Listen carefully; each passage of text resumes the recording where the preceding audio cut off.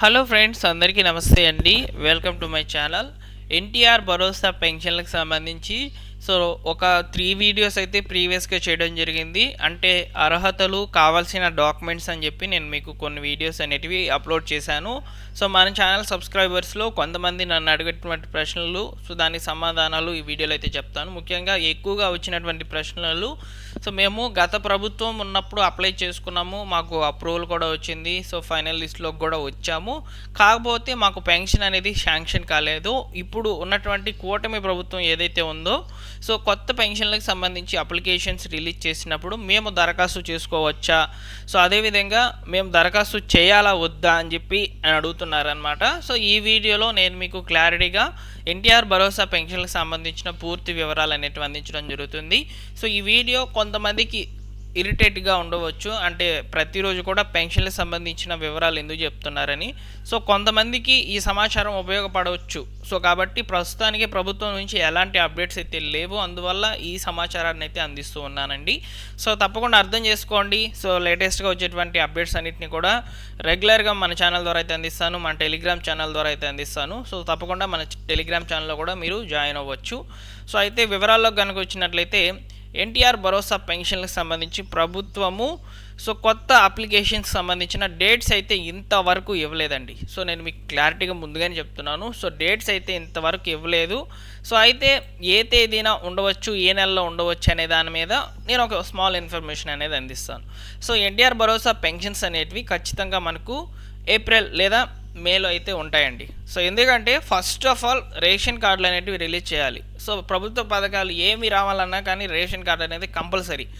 చాలామంది కూడా లబ్ధిదారులు రేషన్ కార్డు లేక ఈ ప్రభుత్వ పథకాలు అనేటివి కోల్పోతున్నారు.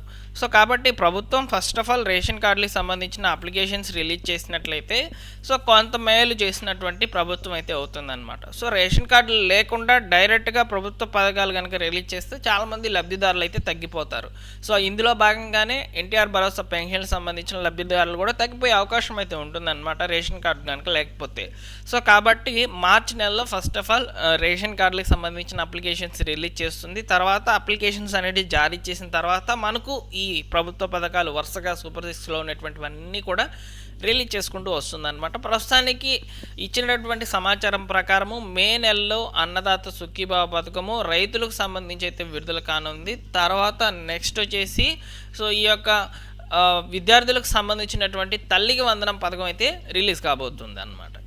అయితే ప్రస్తుతానికి ఎన్టీఆర్ భరోసా పెన్షన్లకు సంబంధించిన అప్లికేషన్స్ అనేవి ఇంకా రిలీజ్ కాలేదు కాబట్టి కొంతమందికి కొన్ని రకాల డౌట్స్ అయితే ఉన్నాయండి. ఇందులో ముఖ్యంగా ఎక్కువగా వచ్చినటువంటి ప్రశ్న, గత ప్రభుత్వంలో మేము దరఖాస్తు చేసుకున్నాము, మాకు ప్రభుత్వము ఇప్పుడు ఉన్నటువంటి ప్రభుత్వము పెన్షన్ ఈ యొక్క అప్లికేషన్స్ అనేటివి రిలీజ్ చేసినప్పుడు డైరెక్ట్గా మా అప్లికేషన్స్ తీసుకుంటుందా, లేదా మేము మళ్ళీ అప్లై చేసుకోవాలా, ఇలా క్వశ్చన్స్ అనేటివి అడుగుతున్నారు. ఒకటి గుర్తుపెట్టుకోండి, గత ప్రభుత్వం విషయం వేరు, ఈ ప్రభుత్వం విషయం వేరన్నమాట.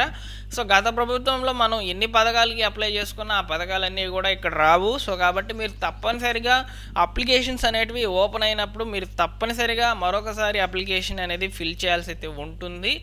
కాబట్టి ఎన్టీఆర్ భరోసా పెన్షన్లకు సంబంధించి ఎప్పుడైతే అప్లికేషన్స్ అనేటివి ఓపెన్ అవుతాయో అప్పుడు మీరు తప్పనిసరిగా కొన్ని రకాల డాక్యుమెంట్స్ అనేటివి రెడీగా పెట్టుకొని మీరు ఈ యొక్క కొత్త పెన్షన్లకు అప్లై చేసుకున్న తర్వాత మిమ్మల్ని వెరిఫై చేసి మీకు కొత్త పెన్షన్ల యొక్క లిస్ట్లో మిమ్మల్ని ఉంచాలా లేదా అనేది గవర్నమెంట్ డిసైడ్ అయ్యి మీకు రిలీజ్ చేస్తుంది అన్నమాట, ఫైనల్ లిస్టు.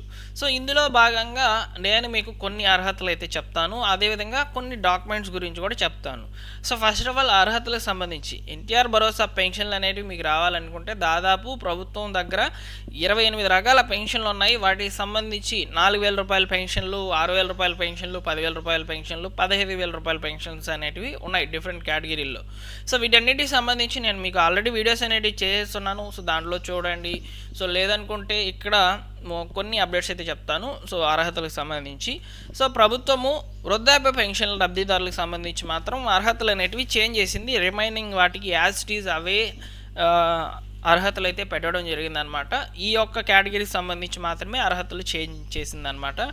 అది ఎలా అంటే వృద్ధాప్య పెన్షన్ లబ్ధిదారులు ఎస్సీ, ఎస్టీ, బీసీ, మైనార్టీ కులాలకు సంబంధించినటువంటి వాళ్ళు ఎవరైనా సరే ఉన్నట్లయితే వారికి సంబంధించి మాత్రం మినహాయింపు ఏజ్ లిమిట్ అనేది 50 సంవత్సరాలు పూర్తయ్యి వాళ్ళ ఇంట్లో ఎలాంటి పెన్షన్స్ లేకుండా కేవలం దివ్యాంగ పెన్షన్ కనుక ఉన్నట్లయితే ఇంకొక వ్యక్తి ఈ వృద్ధాప్య పెన్షన్కి అప్లై చేసుకోవచ్చు. అది 50 సంవత్సరాలు పూర్తయి ఉంటే ఈ కులాలకు సంబంధించిన వాళ్ళు మాత్రమే అనమాట.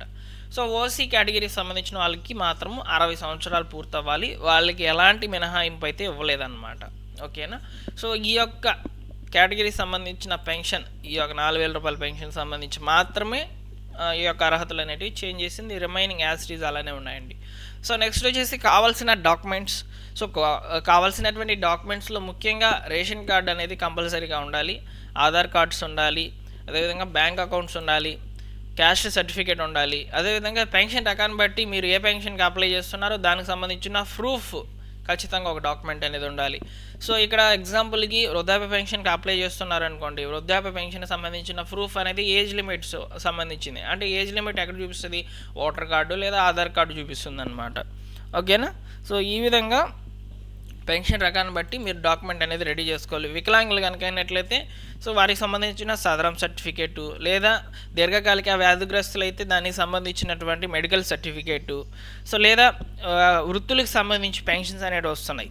అంటే మత్స్యకార పెన్షను, అదేవిధంగా చేనేత పెన్షను అంటున్నారనమాట. వీటన్నిటిని కూడా కల్లుగీత కార్మికుల పెన్షను, చేపలు పట్టే వాళ్ళకి సంబంధించి సో వారందరికీ కూడా సర్టిఫికేట్స్ అనేటివి ఈ గవర్నమెంట్ ప్రొవైడ్ చేస్తుందన్నమాట. వేవర్స్ సర్టిఫికేట్, అదేవిధంగా ఈ చేపలు పట్టే వాళ్ళకి సంబంధించి ఒక సర్టిఫికేట్ అనేది ఉంటుంది. సో ఇవన్నీ కూడా మీరు రెడీ చేసి పెట్టుకున్నట్లయితే పెన్షన్కి సంబంధించిన అప్లికేషన్స్ ఓపెన్ అయిన వెంటనే కూడా నేను మీకు తెలియచేయడం జరుగుతుంది. ప్రస్తుతానికైతే ఎలాంటి అప్డేట్స్ అయితే లేవు గవర్నమెంట్ నుంచి. సో ఇలాంటి వివరాలన్నింటినీ కూడా మీకు అందరికీ కూడా క్లారిటీగా ప్రభుత్వ పథకాలకు సంబంధించి తెలియజేస్తూ ఉంటాను. సో మా టెలిగ్రామ్ ఛానల్లో తప్పకుండా జాయిన్ అవ్వండి. లేటెస్ట్గా వచ్చినటువంటి అప్డేట్స్ అన్నింటినీ కూడా మీరు తెలుసుకోవచ్చు. సో డైలీ కూడా న్యూస్ పేపర్స్ చూసి నేను మీకు అప్డేట్స్ అనేటివి పోస్ట్ చేస్తూ ఉంటాను అన్నమాట.